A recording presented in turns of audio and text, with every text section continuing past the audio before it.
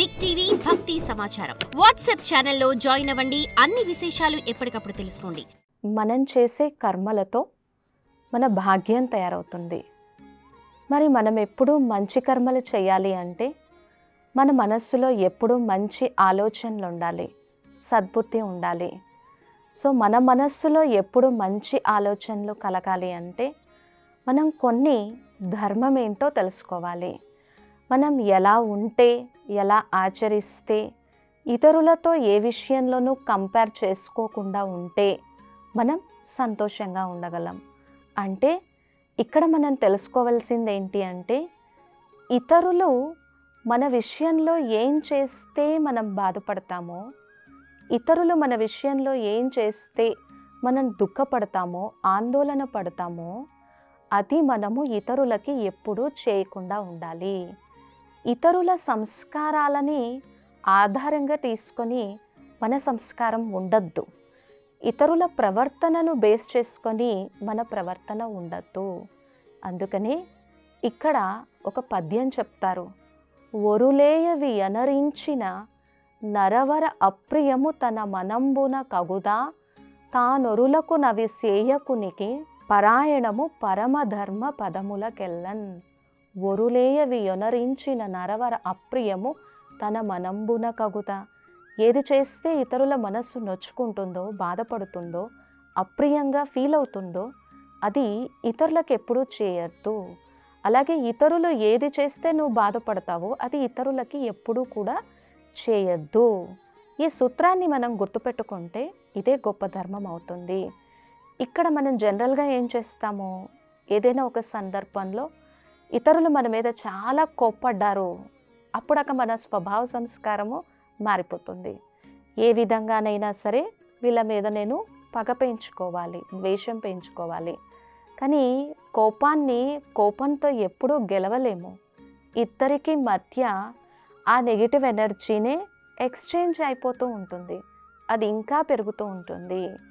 So ఇక్కడ ఏదైనా ఒక వ్యక్తి ఎవరైనా కోపంగా ఉన్నప్పుడు వాళ్ళ సైకలాజికల్ మైండ్ సెట్ చాలా వీక్గా ఉందని, ఎందుకు కోప్పడుతున్నారో తెలుసుకొని మనం కొన్ని క్షణాల కోసం శాంతంగా ఉండాలి. అప్పుడు వాళ్ళ సంస్కారాన్ని బేస్ చేసుకొని ఇక్కడ మన సంస్కారం లేదు. ఇవన్నీ విన్నప్పుడు చాలా కష్టంగా ఉంటుంది. వాళ్ళు కోప్పడుతున్నప్పుడు మనం సహనంతో, ప్రేమతో, ఓర్పుతో ఎలా ఉండగలము? వాళ్ళు ద్వేషిస్తున్నప్పుడు మనం క్షమాభావనతో ఎలా ఉండగలము? ఈ రోజుల్లో ఇవి సాధ్యమేనా అని మనసు ప్రశ్నిస్తుంది. కానీ ఎదుటి వ్యక్తి కోపము, ఆవేశము చల్లారడానికి మనలో ఆ ప్రశాంతత, ధైర్యత అవన్నీ కూడా అవసరము.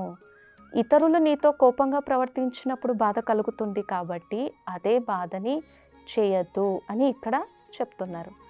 అలాగే ఇతరులు అగౌరవపరిచి, హేళనపరిచి మాట్లాడినప్పుడు మన మనస్సుకి ఎంతో బాధ కలిగి మళ్ళీ తిరిగి అలాగే ప్రవర్తిస్తూ ఉంటాము. సో ఇక్కడ మన ఆలోచన విధానము పాజిటివ్ నుంచి నెగిటివ్గా అయిపోతుంది. హై ఫ్రీక్వెన్సీ ఉన్నటువంటి థాట్ పవర్ నుంచి లో ఫ్రీక్వెన్సీ వెళ్ళిపోతూ ఉంటుంది. ఇతరులతో పోల్చుకుంటూ ఉంటాము. కాబట్టి మన మనస్సుని మనం జాగ్రత్తగా సంభాళించుకోవాలి. మన కర్మల విషయంలో మనం చాలా జాగ్రత్తగా వహించాలి. నా స్వభావ సంస్కారాలు శాంతి, సుఖము, ఆనందము, వీటిని ఎంతగా నా కర్మల్లో నేను ఉపయోగిస్తానో అదే నేను రిఫ్లెక్ట్ చేస్తాను. ఏదైతే నేను ఇతరులకి ఇస్తానో ఎక్కువ శాంతిని, ఆనందాన్ని, శక్తిని, అదే మళ్ళీ తిరిగి నా జీవితంలోకి వస్తుంది. ఏదైతే ఇస్తానో అది వస్తుంది అన్నప్పుడు ఇచ్చేటప్పుడే చాలా జాగ్రత్త వహిస్తాం. అందరికీ మంచిగా హృదయపూర్వకంగా ఆశీర్వాదాలు ఇస్తే మళ్ళీ వాటినే తిరిగి తీసుకోగలం. ఆనందాన్ని ఇస్తే వాటినే పొందగలం. శాంతిని ఇస్తే వాటినే పొందగలం. కాబట్టి ఏది ఇస్తే ఇతరులు సుఖంగా ఫీల్ అవుతారో, ఆనందంగా ఫీల్ అవుతారో అదే ఇవ్వాలి. అలాగే మన జీవితంలో ఇతరులు ఏది మనకు ఇస్తే సుఖంగా, ఆనందంగా మనం కూడా ఫీల్ అవుతామో అదే ఇతరులకు ఇవ్వాలి. అప్పుడు మన సంబంధాలు చాలా దృఢపడతాయి, బలపడతాయి. రిలేషన్షిప్స్ చాలా చాలా హ్యాపీగా ఉంటాయి. ఈరోజు ఆలోచన విధానము వీక్ అయిపోవడం వలన అది శరీరం మీద ఎంతో ప్రభావాన్ని చూపి షుగర్, బీపీగా ఎన్నో రకాల శారీరక అనారోగ్యానికి కారణమవుతుంది. మన స్వభావ సంస్కారాన్ని మార్చుకోగలిగితే, అది మన నియంత్రణలో ఉంటే ఎప్పుడూ సంతోషంగా ఉండగలం, అందరితో సత్సంబంధాలు మెయింటైన్ చేయగలం. భగవంతుని ఆశీర్వాదాలకి, కరుణా కృపా కటాక్షానికి మనల్ని మనం పాత్రులుగా చేసుకోగలం. For more videos like this, subscribe Big TV channel.